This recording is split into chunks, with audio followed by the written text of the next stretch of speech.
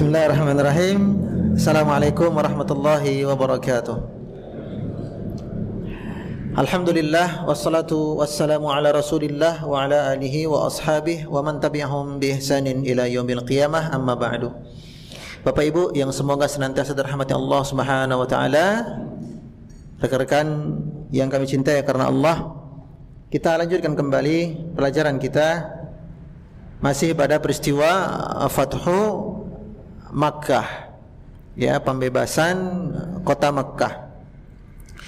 Kalau pertemuan sebelumnya kita selingi dengan sejarah kurban karena berkaitan dengan kurban, ya. Baik, di Fathu Makkah kali ini kita akan berfokus pada kisah penghancuran berhala Uzza. Penghancuran berhala Uzza. Kita ambilkan dari sebuah hadis yang cukup panjang yang diriwayatkan oleh Imam An-Nasa'i dari sahabat Abu Tufail. Sahabat Abu Tufail bercerita,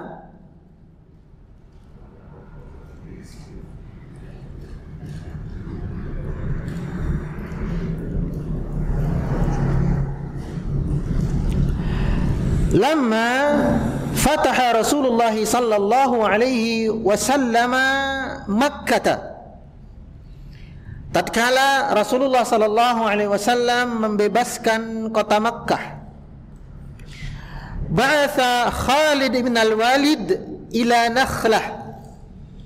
Beliau kemudian mengutus Khalid bin Walid menuju desa Nakhlah. Wa kanat bihal Uzza,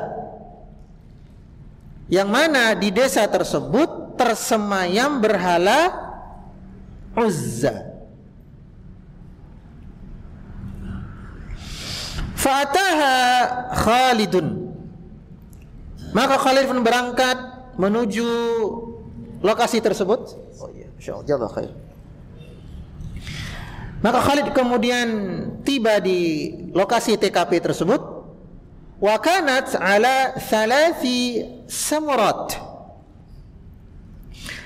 yang mana berhala Uzza yang dipuji-puji oleh orang-orang kafir Quraisy waktu itu, oleh orang-orang Arab waktu itu, 3 samurat, 3 pohon samurah. 3 pohon samurah. Jadi berwujud apa? 3 pohon berjejer, 1, 2, 3. Ya. Faqata'as samarat. Ya. Faqata'as samurat. Maka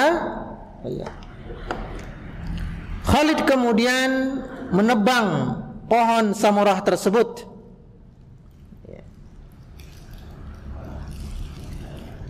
Wa hadamal bait alladzi kana 'alaiha.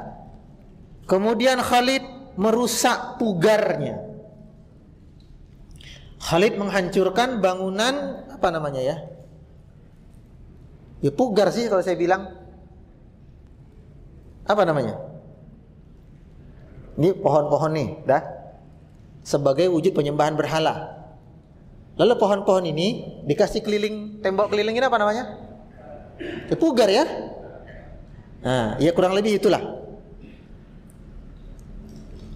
Jadi setelah ditebang pohonnya, pugarannya atau ya tembok keliling itu dihancurkan, rumah bangunannya dihancurkan. Summa atan nabiyya sallallahu alaihi wasallam. Kemudian Khalid pulang kembali menemui Rasulullah sallallahu alaihi wasallam. Fa akhbarahu, lalu Khalid menceritakan misi yang telah dia kerjakan. Faqala, maka Nabi bersabda kepada Khalid, irji' fa innaka lam tasna' syai'an. Wahai Khalid, kau kembali ke sana. Ya, kau kembali ke sana. Kenapa? Misi utamamu belum selesai. Ya, the real Uzza, Uzza yang asli belum habis. Seolah-olah Nabi hendak mengkhabarkan kepada Khalid, wahai Khalid, pohon dan pugaran bangunan yang kau hancurkan itu media saja, baru simbolnya. Berhala aslinya belum kau apa-apakan. Maka pergilah engkau, kembali kau ke kampung Nakhlah lagi.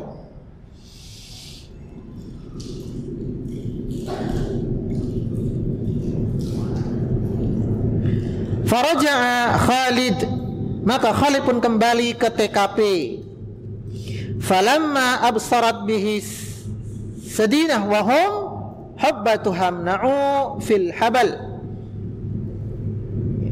Maka tatkala Khalid tiba di daerah tersebut, ya, ternyata para juru kunci, ya, sing bau reksa,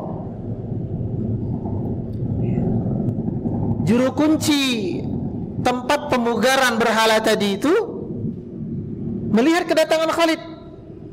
Lalu mereka melihat ke arah apa? Sebuah bukit. Nah, sambil berteriak isi bengak-bengok gitu ya. Ya Uzza, ya Uzza. Jadi mereka memanggil-manggil Uzza.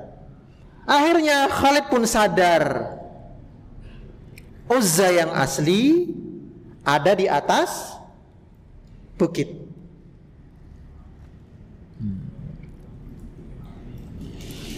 Maka Khalid kemudian naik ke bukit tersebut. Begitu Khalid masuk, ternyata apa bentuk Uzza? Hiya imra'atun.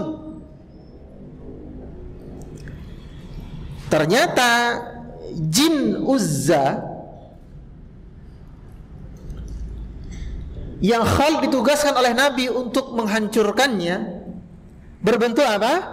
Imra'ah, wanita. Uryanah,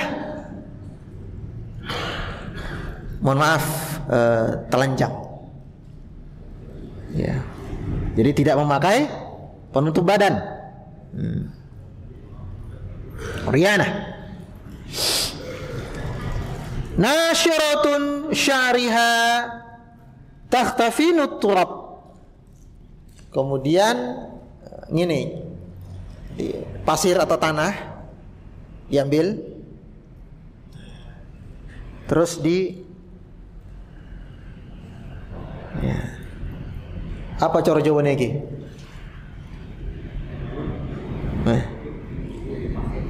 Syampuan pakai tanah ya.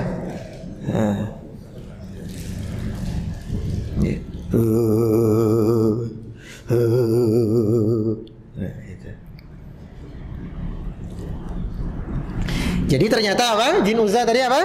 Berbentuk wanita. Ya. Menampakkan diri sebagai seorang perempuan. Dan tidak mengenakan pakaian, rambutnya terurai, dan dia menabur-nabur debu atau tanah ke atas kepalanya menggunakan kedua telapak tangannya.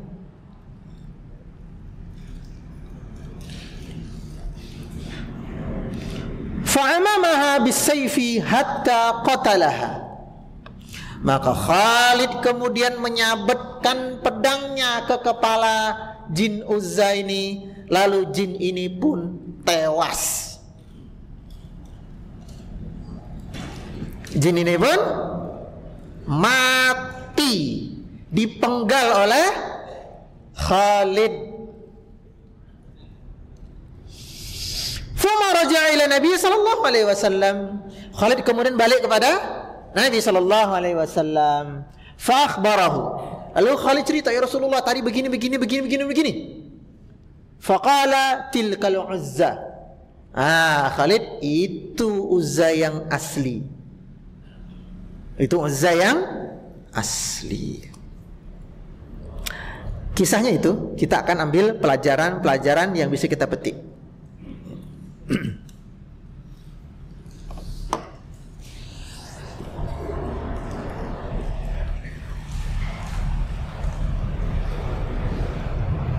Cik.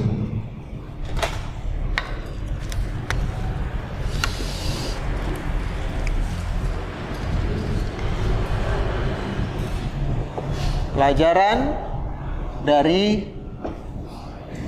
kisah Khalid membunuh Uzza.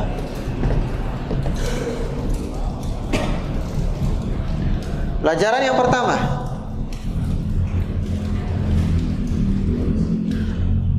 yang namanya kesyirikan itu harusnya dibasmi, bukan dipelihara.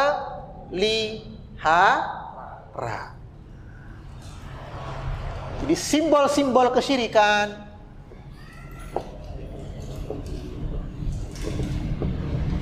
harusnya dihancurkan, bukan malah dilestarikan.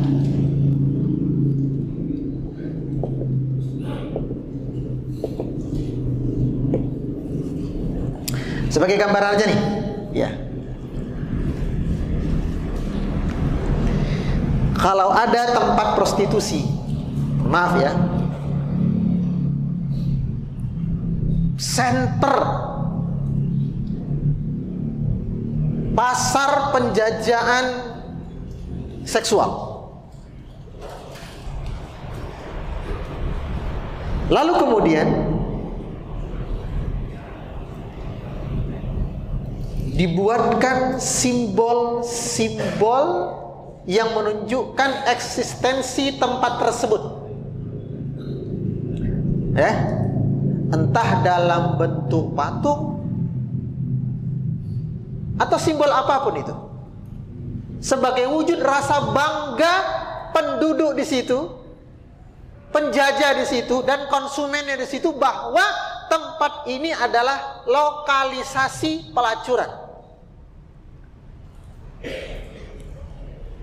Kira-kira Anda benci dengan hal tersebut atau tidak? Fitrah manusia pasti benci. Udah, ini dulu. Pertanyaan yang kedua, mana lebih besar dosanya? Perzinahan atau kesyirikan? Kesyirikan. Seharusnya simbol-simbol kesyirikan kudune jauh lebih kita benci daripada simbol-simbol perzinahan. Bendera LGBT, zaman saya kecil pelangi itu indah. Iya Bapak Ibu, zaman kita dulu pelangi itu indah nggak?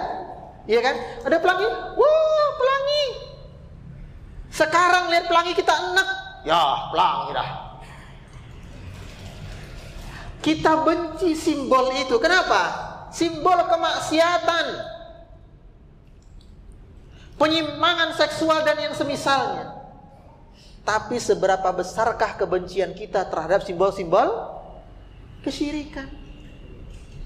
Maka sungguh aneh kita membenci simbol perzinahan, tapi kita justru berfoto di simbol kesyirikan dan bangga pula tuh.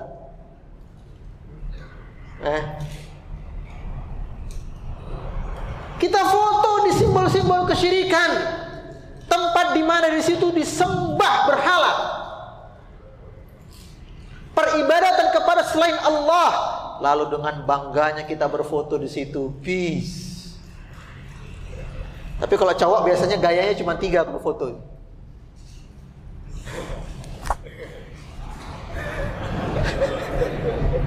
Iya. Iya kan? Cuma 3 itu. Kalau foto profil beda. Kalau foto profil biasanya tuh. Kenapa harus bangga coba? Apa yang dibanggakan? Sementara tempat tersebut adalah tempat di mana selain Allah disembah. Maka jangan sampai merasa bangga ya. Nah, pertanyaan yang kedua, pelajaran yang kedua. Siapa yang berhak? Nah, gitu ya kan? Siapa yang berhak untuk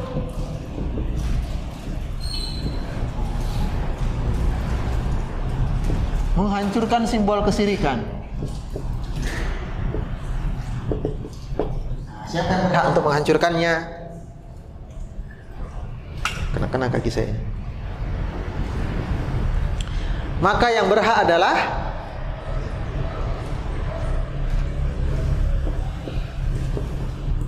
ulil amr,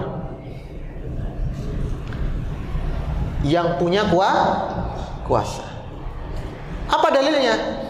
Kisah yang baru kita ceritakan ini. Pelajaran yang pertama ini dari kisah tadi, ya. Yang pertama kali Nabi lakukan adalah menyingkirkan potensi-potensi kesyirikan. Baru berikutnya Nabi singkirkan potensi-potensi dosa yang levelnya di bawah kesyirikan. Potensi perzinahan, potensi kezaliman. Setelah itu Nabi yang menyuruh Khalid untuk menghancurkan berhala Uzza, bukan atas inisiatif Khalid itu sendiri. Karena waktu itu Nabi Muhammad SAW yang berkedudukan sebagai penguasa. Makanya di dalam kaidah amar ma'ruf nahi mungkar, Nabi sudah akan memberitahu tahapan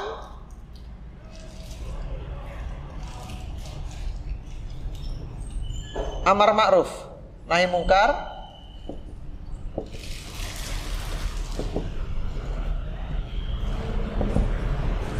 Itu 3. Yang paling utama yaitu dengan tangan, dengan kekuasaan, dengan kedudukan, dengan kepopuleran. Karena status populer juga termasuk power kan? Amar ma'ruf nahi mungkar ditegakkan. Kalau misalnya nggak punya power, dengan lisan, nasihat. Kemudian apa lagi? Ya, kajian-kajian, saran-saran dan semisal. Kalau tak mampu juga, minimal ingkari dengan hati. Ini udah paling rendah. Tapi ingat, pelajaran yang keempat, penegakan amar ma'ruf nahi mungkar juga perlu menimbang maslahat dan madarat. Enggak cuman main gaspol. Ya, pelan-pelan Pak Supir. Jangan langsung gaspol. Maka dari itu, ya, amar ma'ruf nahi mungkar, saya singkat aja ya. Ketika menimbang maslahat dan madarat ada beberapa kondisi. Kondisi yang pertama, maslahat jauh lebih besar daripada madarat. Jadi ditimbang-timbang, ya, minta saran kepada tetua, kepada para ulama, atau bahkan menurut penilaian mayoritas orang lah, mengatakan udah nggak ada yang berani ngelawan nanti ini. Kita tutup ini tempat-tempat kemaksiatan ini. Paling ada yang nyerempil 1-2 orang tapi nggak punya power. Maslahat yang ada jauh lebih besar. Kalaupun ada madarat sangat-sangat kecil. Maka kalau begini keadaannya, amar ma'ruf nahi mungkar silakan lanjut.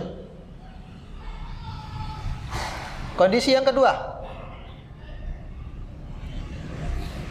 maslahat sedikit lebih besar daripada madarat. Ya. Maslahatnya lebih besar dari mudarat. Mungkin 70 30 65 35 persentasenya. Maka ini juga masih boleh lanjut. Namun kalau ternyata ketika ditimbang-timbang maslahat setara dengan madarat,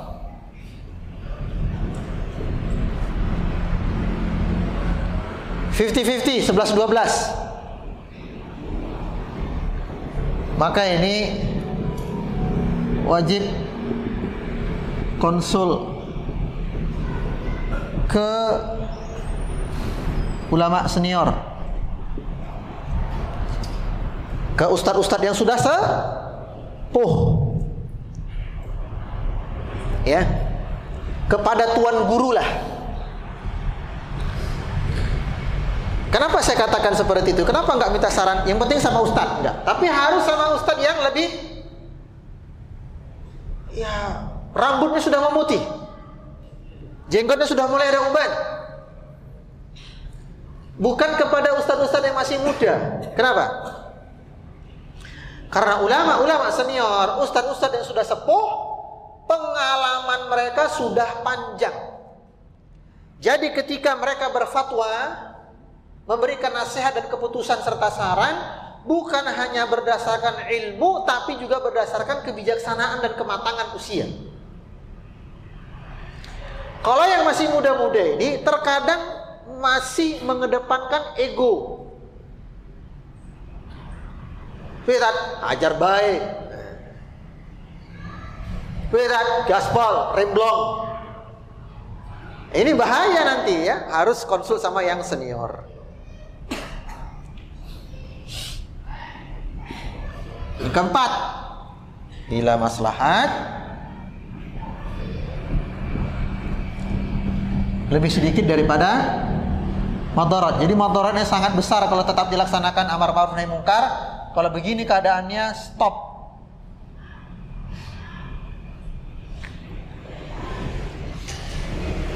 Apa contoh kasus ini? Maslahatnya sangat kecil dibandingkan dengan madarat. Contohnya ketika Nabi SAW di kota Mekah, ya kan? Waktu itu Mekah, Ka'bah ya, dikelilingi oleh 300-an berhala. Jadi Nabi sholat dekat Ka'bah itu ada berhalanya. Kenapa enggak Nabi singkirkan? Diambil, dihancurkan, diambil, dihancurkan. Karena Nabi menimbang ini. Bukan Nabi itu pengecut, enggak. Tidak ada laki-laki yang lebih pemberani dibandingkan Rasulullah SAW. Namun beliau timbang-timbang ini. Kalau saya hancurkan sekarang, terjadi pertumpahan darah. Kalau Nabi masih ada pelindungnya, Bani Hashim, keluarga besarnya Abu Talib dan semisal mereka. Tapi sahabat-sahabat yang lain, Bilal bin Rabah, ya kan? Dan kawan-kawannya, Abdullah ibnu Mas'ud, orang-orang yang tidak punya kedudukan sosial di masyarakat, tidak punya power secara sosial, riskan. Maka Nabi enggak menghancurkan berhalanya. Tapi ketika beliau sudah ke Madinah, beliau sudah punya pasukan, sudah punya prajurit, lalu kembali ke kota Mekah sudah punya power, baru beliau tegakkan. Maka sekali lagi, melaksanakan amar ma'ruf nahi munkar tidak hanya modal semangat, tapi harus dibimbing di atas ilmu. Ya, ini pelajaran yang keempat. Pelajaran yang kelima dari kisah Khalid bin Walid yang diutus Nabi untuk menghancurkan berhala Uzza.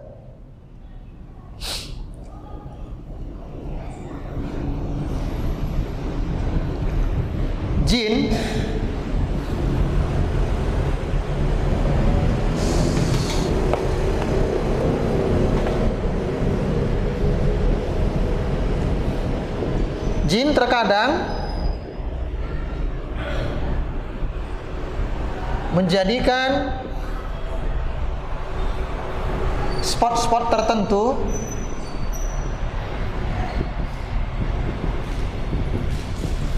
sebagai tempat tinggal.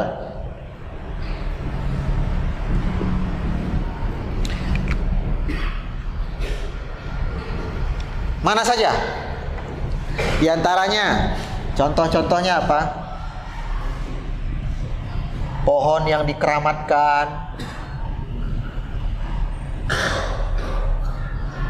kemudian gunung.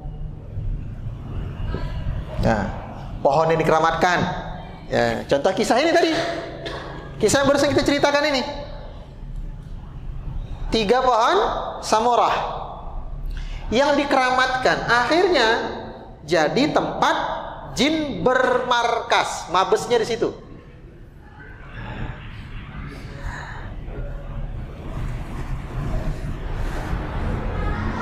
Di negeri kita,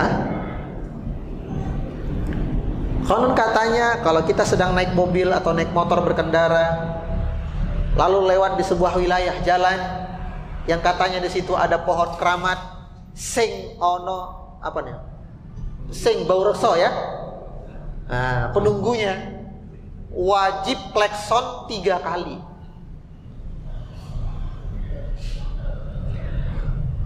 Kalau ini diyakini sebagai jalan keselamatan supaya tidak diganggu oleh jin, maka jatuh ke dalam perbuatan syirik. Tapi kalau hal tersebut dilakukan karena jalannya nikung tajam naik, terutama nikung ke kanan. Kalau nikung ke kanan, kita sebagai supir mobil sulit nggak melihat lawan arah?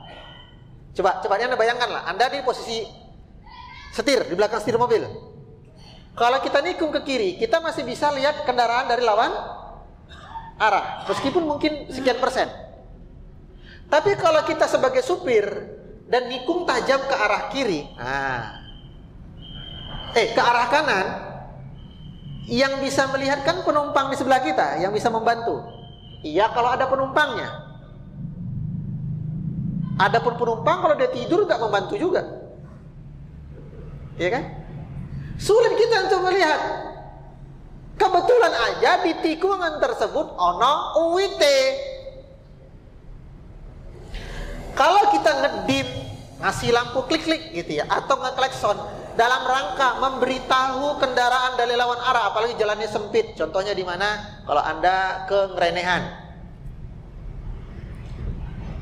Tahu Pantai Ngerenehan? Tahu? Pernah ke sana? Nah, gimana jalan masuknya? Wah, sempit ya. Papasan 2 mobil aja itu ban kiri mobil kita sudah mepet. Karena aspal, setelah itu gini, ke rumah warganya gini, ini aspal nih. Nah, gini. Kelewat ambil kiri, bannya cuma muter doang nanti. Iya. Nah, udah yang nanjak, nikung, itu boleh kasih klakson. Mesti 3 kali? Ya kagak. Kenapa bilangannya harus 3 kali? Coba sunnahnya mana gitu? Sekali aja udah cukup, atau 2 kali. Tinlin. Gitu ya, nggak mesti 3 kali. Nah kalau begitu, dalam rangka untuk safety sesama pengendara, boleh. Ya. Kemudian apa lagi contohnya? Gunung. Ini Uzza tadi di mana dia? Di atas perbukitan. Perbukitan dan pegunungan juga menjadi salah satu tempat yang disukai oleh bangsa jin. Suka naik gunung? Saya suka. Meskipun sampai di atas sulit untuk buang hajat, tapi asik. Ya.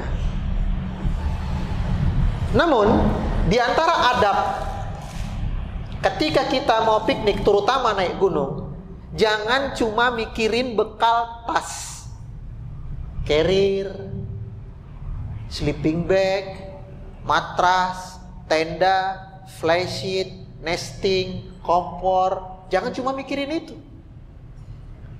Yang harus juga kita pikir adalah kita akan memasuki tempat yang asing bagi kita, ya enggak? Kita akan menuju satu tempat yang mana tempat ini bukan menjadi dominan manusia untuk tinggal, bukan. Maka jangan lupa ketika turun dari kendaraan dan bersiap untuk masuk ke lokasi, berlindung kepada Allah. Zikir memasuki suatu tempat yang asing bagi kita. Apa doanya? A'udzu bikalimatillahi tammati min syarri ma khalaq. Itu kalau kita bisa baca. Kalau kita hendak membacakan anak kita, misalnya kita ajak, maka kita ganti doanya seperti doa anak yang baru lahir. Kalau dia anak laki-laki, u'idzuka. Kalau anak perempuan, u'idzuki bikalimatillahi tammati min syarri ma khalaq. Supaya apa? Supaya kita di sana ya tidak diusilin oleh saudara kita dari bangsa jin. Bukan takut, bukan, supaya perjalanan nggak terganggu, itu aja. Ya, itu aja. Kemudian apalagi yang dijadikan tempat markas bagi bangsa jin selain pohon yang dikeramatkan, yaitu rumah-rumah kosong. Rumah kosong, rumah atau gedung kosong. Namun ada pula jin rumahan yang maunya di tempat di rumah yang ada manusianya. Ada yang seperti itu modelnya. Ada jin yang senangnya di rumah kosong, ada jin yang senangnya di rumah yang ada orangnya. Jin yang senang di rumah kosong mungkin introvert ya.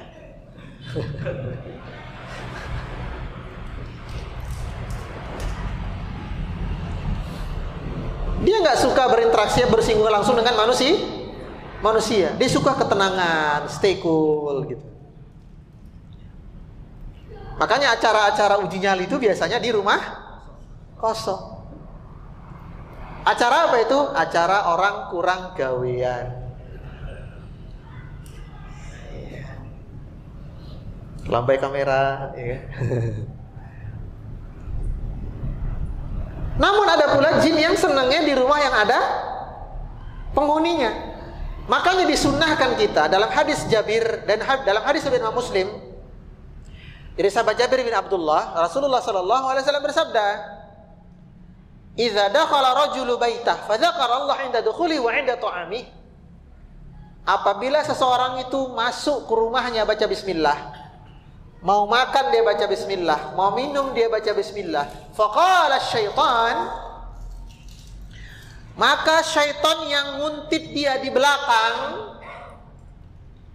yang ngekor dia dari belakang, akan berkata kepada kawan-kawannya, la mabita lakum wala asya, rencang-rencang kula sedaya nyuwun samudra pangapunten nggih, dinten iki boten enten panganan, boten enten papan, boten enten wifi-an, apa meneh ngopa-ngopi. Jinnya jadi gelandangan, nggak bisa ikut masuk, nggak bisa ikut makan, nggak bisa ikut minum. Nah ini tipe jin yang senang dia ikut masuk ke rumah orang. Makanya kita disunnahkan ya Bapak Ibu, masuk rumah baca apa? Bismillah. Apa faedahnya tadi? Jin yang ikut kepentok benteng goib. Duh, opo ya kira? Sebaliknya, kalau masuk rumah nggak baca bismillah, makan minum saja baca bismillah, setannya jinnya bisa ikut masuk, tapi kelaparan. Ya mendinglah dapat tempat nyiup, ya kan? Yang lebih parah, masuk nggak baca bismillah, makan nggak minum baca bismillah.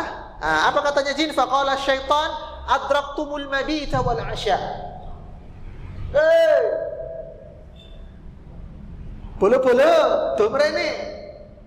Kopon dan iki ahlul bait sepuni rumah ora tau zikiran.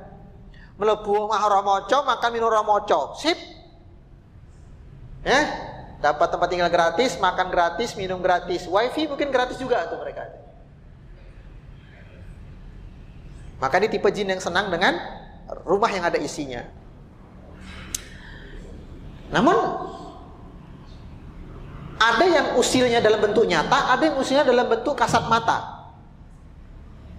Usil yang bentuknya kasat mata adalah orang yang makan minum enggak baca bismillah, jinnya yang kenyang, dianya yang enggak kenyang-kenyang. Ame sego Padang, tahu kan? Kalau nasi Padang porsinya kan porsi Portugal. Orang wareg deh. Ini mesti orang mocoy pas maem. Atau cacingan lah ya. Oke. Kemudian di mana lagi tempat-tempat yang biasa menjadi mabesnya bangsa jin, yaitu di tempat sampah. Di tempat sampah. Makanya di antara ciri orang yang kerasukan jin itu dia suka numpuk-numpuk sampah. Ustaz, ada Ustaz. Tetangga saya rongsok. Ya itu bukan kena jin. Dia pun rongsok kan milih-milih ya kan. Ini enggak, suka nyampah, terutama sampah-sampah berwujud duri ikan, tulang ayam. Nek mendoan ora ono. Jine ra doyan.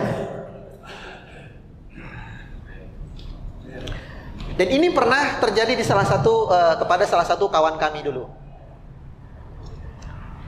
Yang akhirnya gara-gara itu dia terganggu studinya, terganggu kehidupannya, akhirnya diambil kembali oleh orang tuanya kembali ke kampung halaman. Apa sebab? Sebabnya simpel.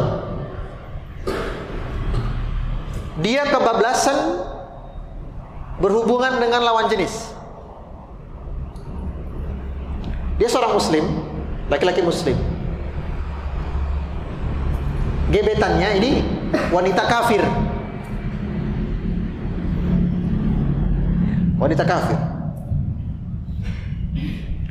Taunya kawan kami ini terganggu adalah one day, suatu hari ketika azan zuhur berkumandang, kawan kami ini menjerit, marah-marah. Ketika Allahu Akbar, sudah azan. Sudah ya, kita lanjutkan rekan-rekan. Barakallahu fiik. Subhanakallahumma wa bihamdika, asyhadu an la ilaha illa anta, astaghfiruka wa atubu ilaik. Assalamualaikum warahmatullahi wabarakatuh.